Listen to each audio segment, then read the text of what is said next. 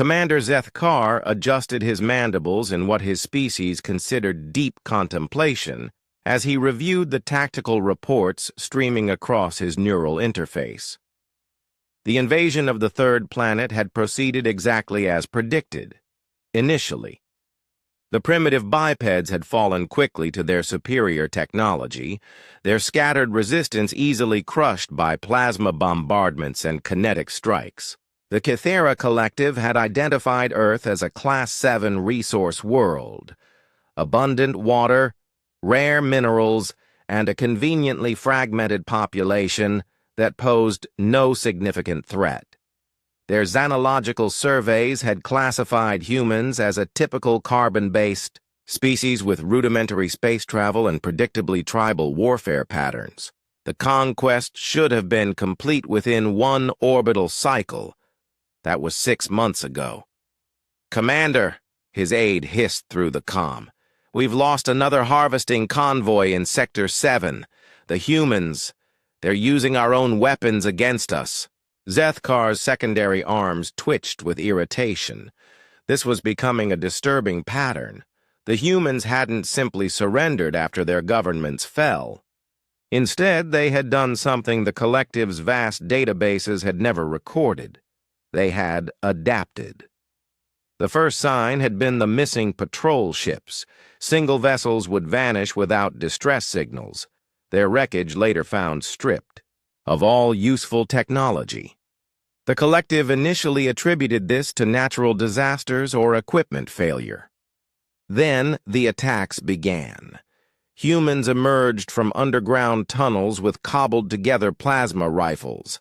They set ambushes using Kythera shield generators as traps. Most unsettling of all, they had begun to understand collective technology at an impossible rate, reverse engineering systems that should have taken them decades to comprehend.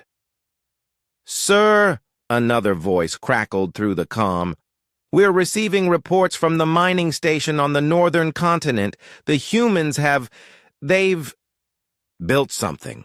Zethkar pulled up the surveillance feed and felt his 3 hearts skip in synchronized rhythm.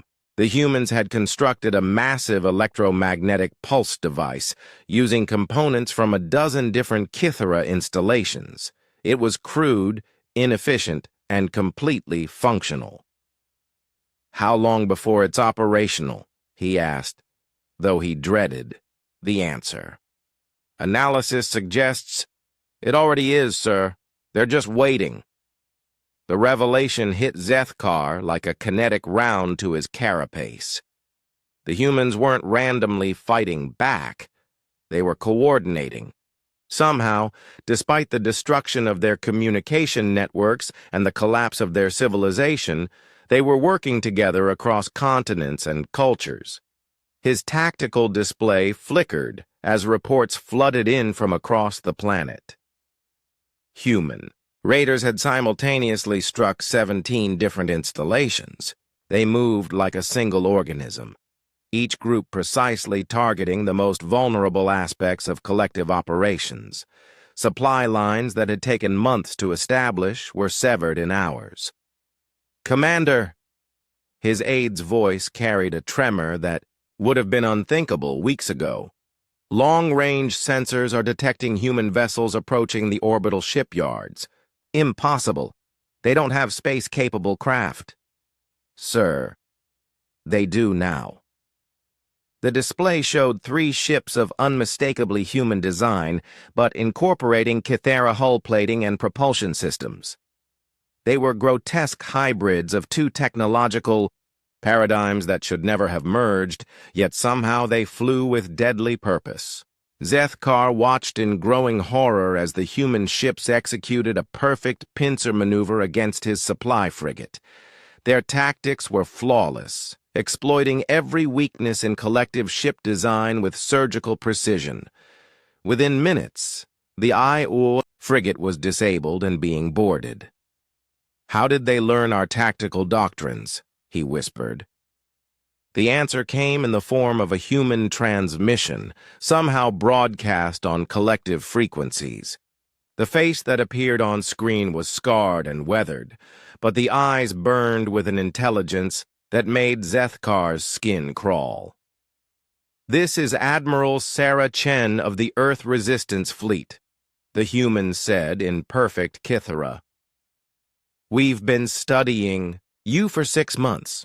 Your technology, your tactics, your weaknesses. You came here thinking we were prey. You were wrong." Zethkar's mandibles clicked involuntarily. The human had learned their language flawlessly and was speaking with the formal cadence reserved for military declarations. "You expected us to break," Chen continued. "Instead, we learned. You destroyed our cities, so we moved underground. You disrupted our communications, so we developed new ones. You stole our resources, so we stole yours, and now we're coming for you." The transmission ended, leaving Zethkar staring at a blank screen.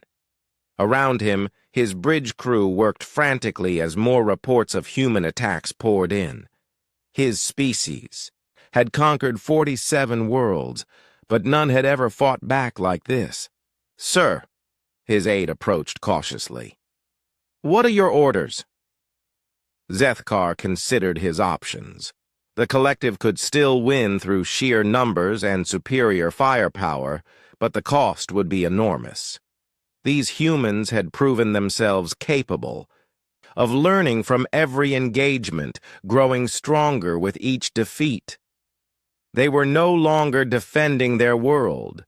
They were hunting his people across it.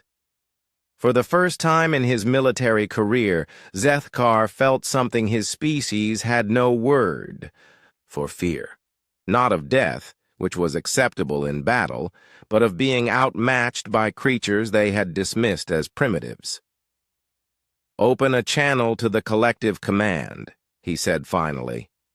"Request immediate reinforcements, and prepare a full tactical assessment of human capabilities." "What should I include in the assessment, sir?" Zethkar looked at the tactical display showing dozens of red icons representing successful human operations across the planet. His voice carried the weight of a terrible realization when he spoke. "That we may have just awakened something we should have left sleeping." As if in response to his words, the lights on the bridge flickered. Somewhere in the depths of his command ship, human infiltrators had likely just accessed another of their systems. The hunters had become the hunted, and Zethkar was beginning to understand that humanity's greatest weapon wasn't their adaptability or their technology. It was their refusal to accept defeat.